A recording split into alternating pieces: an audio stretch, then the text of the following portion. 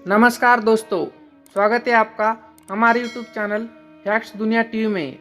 तो आज हम लेकर आए आपके लिए एक नई कहानी। एक राजा था, वो बहुत न्यायप्रिय तथा प्रजावत्सल्य व धार्मिक स्वभाव का था। वह नित्य अपने इष्ट देव की बड़ी श्रद्धा से पूजा पाठ और याद करता था। एक दिन इष्ट देव ने प्रसन्न होकर उसे दर्शन दिए और तथा कहा, राजन, मैं तुमसे बहुत प्रसन्न हूँ, बोलो तुम्हारी कोई इच्छा है। प्रजा को चाहने वाला राजा बोला, भगवान, मेरे पास आपका दिया सब कुछ है। आपकी कृपा से राज्य में सब प्रकार सुख शांति है। फिर भी मेरी एक इच्छा है कि जैसे आपने मुझे दर्शन देकर धन्य किया, वैसे ही मेरी सारी प्रजा को भी दर्शन दीजिए। यह तो संभव नहीं है, भगवान ने राजा को समझाया। परंतु प्रजा को चाहने वाला राजा भगवान से जिद करने लगा। आखिर भगवान को अपने साधक के सामने झुकना पड़ा और वे बोले, ठीक है, कल अपनी सारी प्रजा को उस पहाड़ी के पास लाना, मैं पहाड़ी के ऊपर से दर्शन दूंगा। राजा अत्यंत प्रसन्न हुआ और भगवान को धन्यवाद दिया।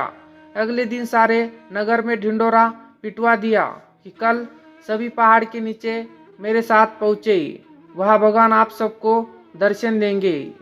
दूसरे दिन राजा अपने समस्त प्रजा और स्वजनों के साथ लेकर पहाड़ी की ओर चलने लगा। चलते चलते रास्ते में एक स्थान पर तांबे की सिक्कों का पहाड़ देखा। प्रजा में से कुछ एक उस और लोग भागने लगे। तभी ज्ञानी राजा ने सबको सतर्क किया कि कोई उस और ध्यान न दे, क्योंकि तुम सब भगवान से मिलने जा रहे हो। इन तांबों के सिक्कों के पीछे अपने भाग्य को लात मत मारो। परंतु लोभ लालच में वशीभूत कुछ एक प्रजा तांबे की सिक्कों वाली पहाड़ी की ओर भाग गई और सिक्कों की गठरी बनाकर अपने घर की ओर चलने लगे।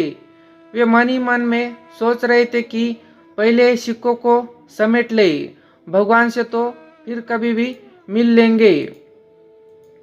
राजा खिन्न मन से आगे बढ़े। कुछ दूर चलने पर चांदी की सिक्कों का चमचमाता पहाड़ दिखाई दिया। इस बार भी बचे हुए प्रजा में से कुछ लोग उस ओर भागने लगे और चांदी के सिक्कों को गठरी बनाकर अपने घर की ओर चलने लगे। उनके मन में विचार चल रहा था कि ऐसा मौका बार बार नहीं मिलता है। चांदी के इतने सारे सिक्के फिर मिले न मिले, भगवान तो फिर कभी मिल जाएंगे। इसी प्रकार कुछ दूर और चलने पर सोने के सिक्कों का पहाड़ नजर आया। अब तो प्रजाजनों में बचे हुए सारे लोग तथा राजा के स्वजन भी उस ओर भागने लगे। वे भी दूसरों की तरह सिक्कों की गठरी लाद कर अपने अपने घरों की ओर चल दिए। अब केवल राजा और रानी शेष रह गए थे। राजा रानी से कहने लगे, देखो कितने लोभी ये लोग, भगवान से मिलने का महत्व ही नहीं जानते। भगवान के सामने सारी दुनिया की दौलत क्या चीज है। सही बात है। रानी ने राजा की बात का समर्थन किया और वह आगे बढ़ने लगे। कुछ दूर चलने पर राजा और रानी ने देखा कि सप्तरंगी आभा बिखरता हीरो का पहाड़ है। अब तो रानी से रहा नहीं गया। हीरो के आकर्षण से वह भी दौड़ पड़ी और हीरो की गठरी बनाने लगी। फिर भी उसका मन नहीं भरा तो साड़ी के पल्लू में भी बांधने लगी। वजन के कारण रानी के वस्त्र देह से अलग हो गए, परंतु हीरो का तृष्णा अभी भी नहीं मिटी। यह देख राजा को अत्यंत ग्लानि और विरक्ति हुई।